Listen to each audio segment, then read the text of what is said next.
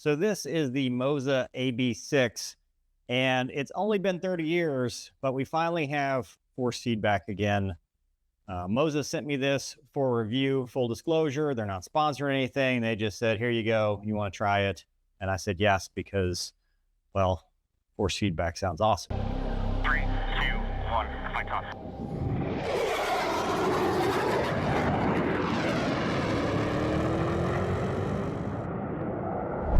All right, so if you've been paying attention, Moza and a lot of other manufacturers have come out with force feedback. It's been a long time. I remember force feedback back in the late 90s, early 2000s, and then it just kind of went away.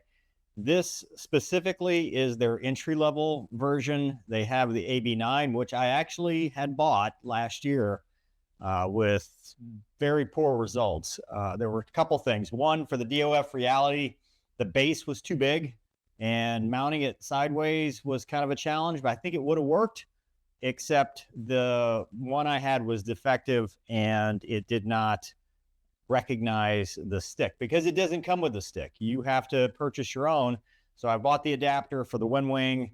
That didn't work. I tried one of the Thrustmaster, actually two of the different Thrustmaster ones. Those didn't work as well. So when Moza sent me this, I was like, well, let's hope that this one works. And it does.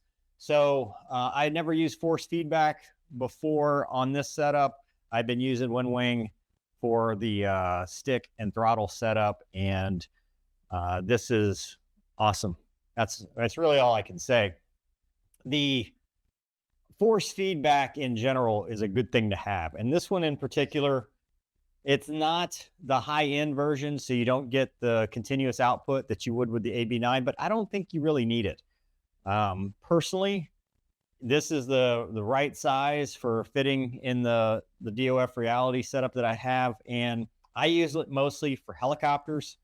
That was the first thing I wanted to try. I watched Casmo's review. He talked more about the fixed wing at first, and then he went to helicopters, and it was the Apache, but I wanted to try it on like the OH6, the Huey, and other helicopters that don't have the computer technology or the flight control assist that the Apache has. So how does that work out? Well, I think it works really well. The only problem in the caveat is that the software, like every other video game hardware that you'll find, is a little cumbersome. But once you get it dialed in, I think it works really well. The problem with the software is that it takes telemetry from the game and then sends it over to the Moza proprietary software, which I know there's some controversy about that. I'm not going to get into it, but it sends it to their software. Then it picks a profile, and from that profile, it has all the different settings and stuff. You can obviously change and edit settings within the profile, but the problem I found is it was a little tough if the aircraft didn't have a profile for it to assign one or for you to save one. And this is less so a factor with DCS. It's 100% a factor with Microsoft Flight Sim. Microsoft Flight Sim is only set up for Microsoft Flight Sim 2020. So in Microsoft Flight Sim 2024, there's no profile. There's nothing set up for it. To find it, you have to either take a blank profile and create one, or import from Microsoft Flight Sim 2020. It's very cumbersome. It's very tough to get it to work. I really struggled with it on Microsoft Flight Sim, which in general, Microsoft Flight Sim has trouble with VR, and I think it has trouble with this. It's very cookie cutter and made for somebody on a screen with a joystick, and that's it. So anytime you try to do, because it does not have native force feedback like DCS. DCS actually has native force feedback, so there are force feedback settings within the menus. So I'm going to focus more on DCS than Microsoft Flight Sim just because of that. Although I think the potential is there, I don't think in practice it's quite mature yet. For the DCS, I tried helicopters first, loved it. That's where you're making your money on this thing, because it gives you the force trim capability of moving the stick and having the stick where you think it's going to be, and it matches perfectly with the game. And I think that's what was missing, because you don't want a heavy spring or something that recenters when you're flying a helicopter. My only complaint is that for whatever reason, DCS or Moza software thinks that a helicopter stick shakes a lot, which is not true. And And I actually checked this because I flew Moza one day and then I flew the OH-58. OH-58's got hydraulic flight controls. The stick is not moving around. When you're just holding it there, it stays there and it's not shaking. I know they're trying to give you some force, but it was way too high. I ended up turning that function off and it works fine after that. For the OH-6, not hydraulically assisted flight control, so much more of a force. I didn't feel like it really mimicked that well. It just flew like a normal helicopter, which is fine because it's still awesome. I think maybe that would be a use case for the AB9 to get that, how much physical force it takes to actually maneuver an OH-6, or it could just be a setting. I mean, I had it turned up all the way, but I don't know. The Apache, using it with the Apache is great. I mean, it makes you a better pilot and it does exactly what Casmo talked about. So I'll let you go watch his video. Going on to fixed wing stuff, the one I really wanted to try was the Tomcat, because the Tomcat is very much a stick and rudder aircraft. And when I would fly the Tomcat, I had a tendency to not have the feel for it and pull through the buffet and pull through flight regimes that I wasn't intending to do because there just wasn't any feedback in the stick.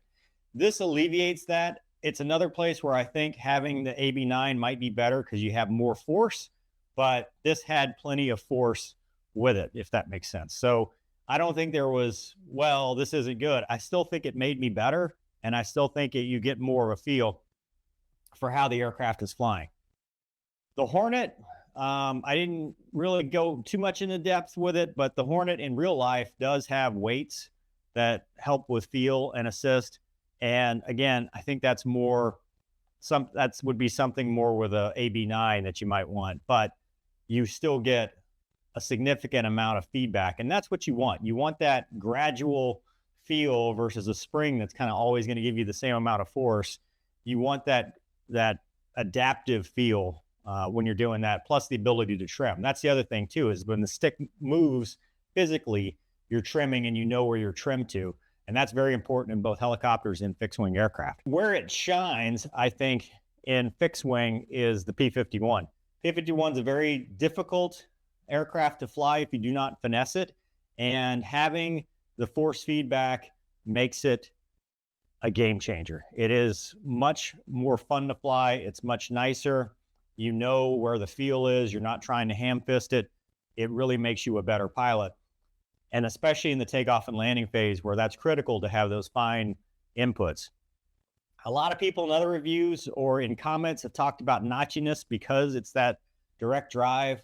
I didn't feel that around the center position. It seemed pretty normal to me. Again, I'm mostly doing the helicopters, but also this. So if you're have a higher sensitivity than I do to it, I mean, more power to you. But me personally, I didn't find it. Overall, would I recommend it? Yes. It's an absolutely awesome entry-level stick that gives you force feedback and the stick together for, I mean, a reasonable price, especially when you're getting into force feedback. Wind Control is supposed to be sending me their latest version that I'll get to test and compare it against this. But for a compact, kind of do everything stick, I think it works really well. Would I use it for an F-16? I did not try it in F-16 mode for force feedback. I think you can't really beat the Wind Control or Wind Wing FSSB with that force sensing because you don't really need force feedback in an F-16. But any other aircraft where, you know, you need a stick and you have some level of throw and you want that feedback, I think it's awesome. And it's really what's missing from flight simulation. What I've complained about the whole time I've been doing flight sims and since I've had the YouTube channel, it's that you can't feel anything. And I think this helps. You know, the DOF reality helps. The VR helps. It's just one more aid that will make you a better, more precise pilot because you're getting feedback versus visual. A lot of flight simmers rely solely on visual, when in real life, we don't just use visual. We use what the jet's telling us via feel, seat of the pants, stick, all that stuff. So for now, I recommend it. I've enjoyed the time that I've put into it. Hopefully I'll get more time. Like I said, the only big complaints is the Moza software.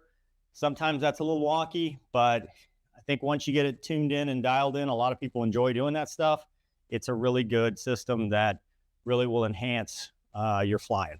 So we'll do more videos with it. I know you can see in some of these, I'm using the Big Screen Beyond 2E and also the new Pimax Dream Air. I'll do a video review on that and then compare all the different VR headsets that I've tried and talk about kind of what my favorite is so far. But again, I'm not really a flight sim guy, I'm just a fighter pilot that likes to fly in VR sometimes on helicopters and some fighters. So your mileage may vary, but so far I'm pretty happy with it.